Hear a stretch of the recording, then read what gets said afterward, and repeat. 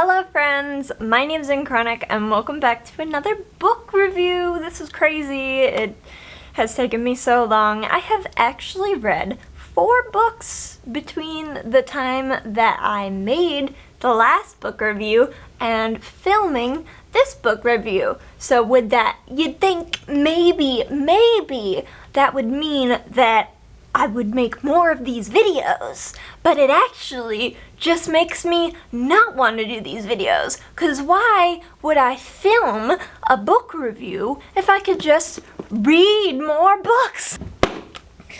Basically, I don't know what I'm doing, but that's not what we're here for. We're here to be hot and read books. So the book I have for you this month, week, time, we'll go with time. So the book I have for you this time is a book that I think you'll like if you like paranormal, horror, superhero kinda, or if you like reading fan fiction about things, if you like bad situations and bad things happening and really creepy atmospheres, I think you're really gonna like the book that I have for you this time. So what's the book? The book is Wilder Girls by Rory, and let me just say I have now read 2 books by this person, which is crazy because I never double up on the same author, not because I don't like the author or because I don't like the book, but because I do the same thing with musical artists. I just don't trust someone to have the same quality put into like multiple things as they will as one thing.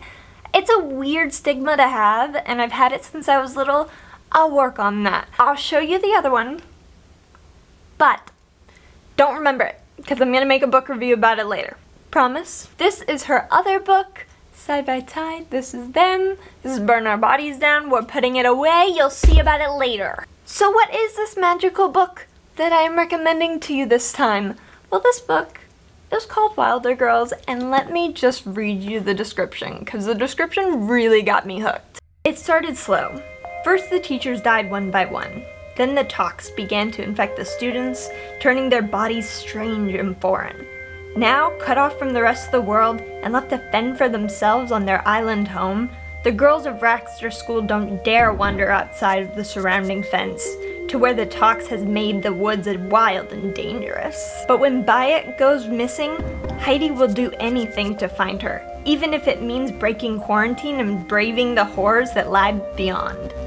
And when she does, Heidi learns there's more to their story, to their life at Raxter, than she could have ever thought true.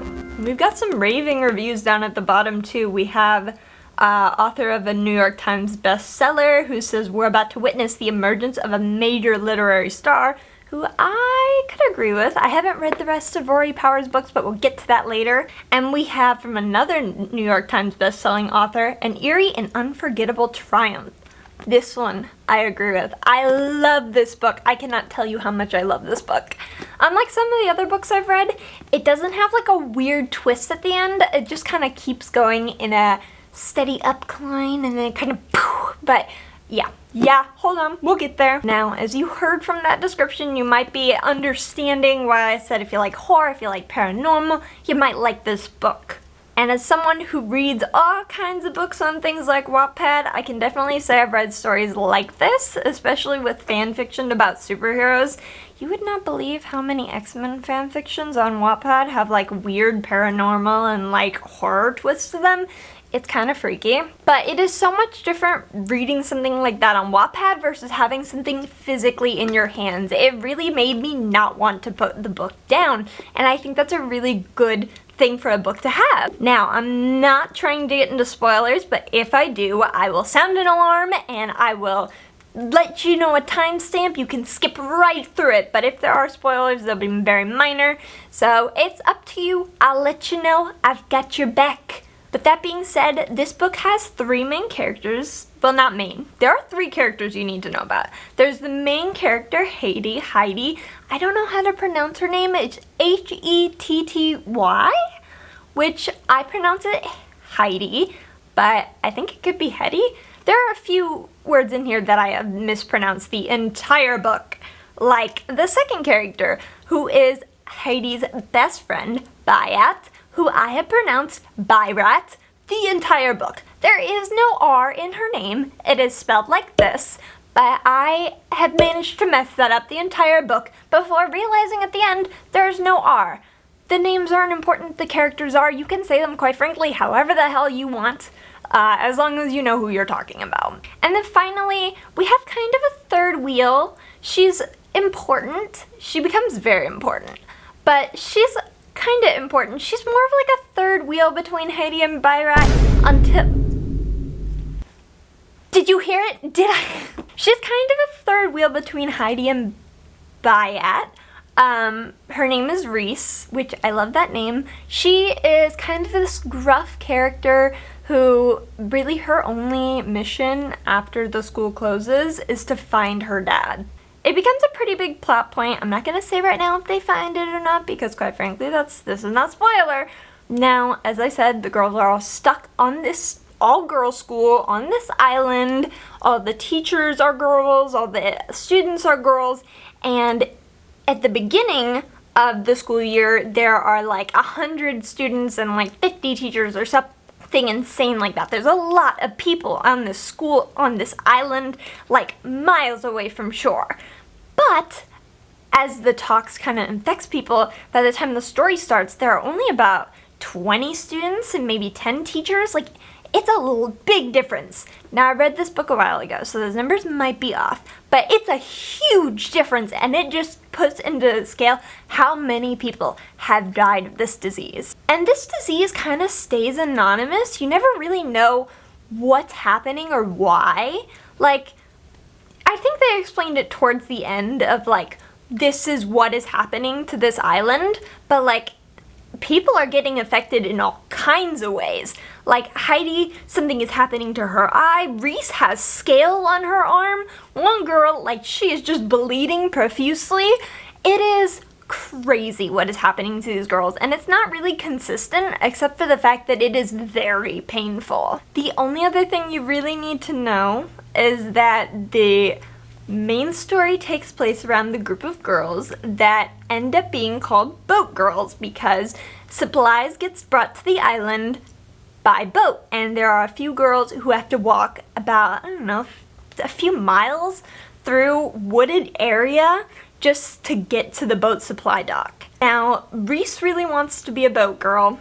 That is most of her character, most of the way through the book.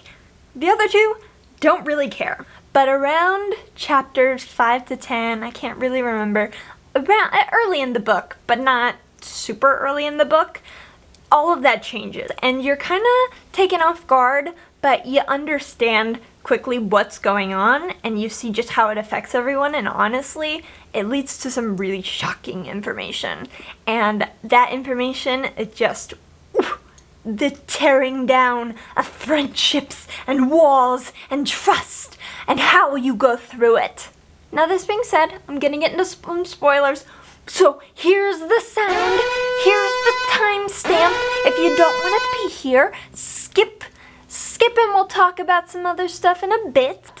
Let's get into some spoilers. So, right off the bat, Bayrat goes missing, like straight up disappears, and you have no idea where she goes until much later. So you go into Bayrat's point of view about a third of the way into the story, and it's not really clear what is going on with her or where she goes or what is happening, but by the time you find out that this is all a government conspiracy, you're just like, whoa, what happened?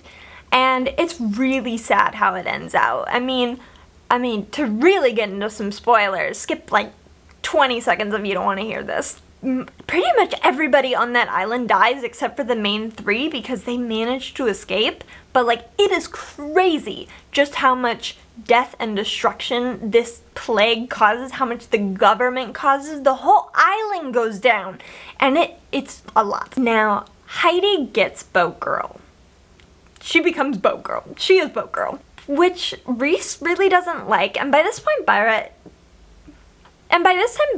is kind of already out of the picture. But when Heidi becomes Boat Girl, Reese and Heidi's relationship really just starts going downhill because Reese wants her to do stuff, Reese wants to be Boat Girl, Reese wants this life that Heidi is now living, and Heidi has all these secrets because of being because of being boat girl that she just can't tell Reese, and it causes a huge rift, and you just see their relationship slowly start to crumble, and it is incredible how it is written. It had me at the edge of my seat for so long, and there were a few points where I actually had to step away from the book because I was getting way too into it, and my fucking mental issues weren't letting me like fully digest it without getting crazy. And the last spoiler is that I don't know what happens in all these young adult books, but somehow most of them end out some sort of gay. I don't know why. This happened with another book I read called Suicide Notes. Spoiler for that book, but if you're in this section, I'm assuming you're okay with spoilers. But like, it's kind of assumed that Heidi can't pronounce shit right.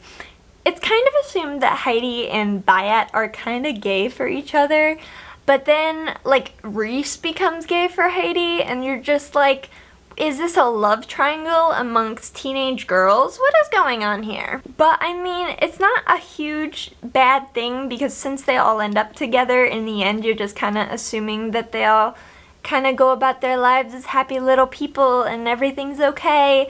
It's not okay, by the way. Nothing is okay in this book. That's the whole reason I love it. But that is spoilers over. That is spoilers over. It's done. So that being said, I decided to look into this author a little. I couldn't find much because I guess not a lot of people have looked into her, which is interesting because she has 3 New York Times best-selling books. 3, and this is one of them. But Rory Powers is a Rhode Island, USA resident who got her degree in fiction literature. So she has been doing these kind of books for a while now. Her first 2 books, which are Wilder Girls and Burn Our Bodies Down, are young adult fiction. Her newest 2, which I believe were written after 2020, so let's go Plague. She wrote those as more of adult fiction, and it's one of the reasons I'm not really reading them, because I'm kind of in my young adult fiction phase. But who knows, maybe one day I'll go out there and read these books. She has a fantastic writing style, and I don't usually read multiple of the same author, as I said earlier, but something about the way that she describes the areas that are in her books, the people who are in her books, the suspense that are in her books, I just really appreciate those kind of things. And some of the twists feel a little weird or wonky, but I don't think there are any books out there that don't have that, because all the ones I've seen have had at least one wonky thing. But honestly, it's super polished, it's super great.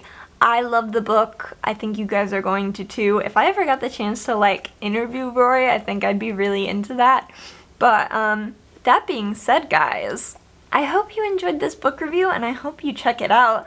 The book is Wilder Girls. My lights are creating so much glare because this one just had to be shiny. But yeah, guys, that being said, be safe, be smart, and I will see you guys next time. Goodbye!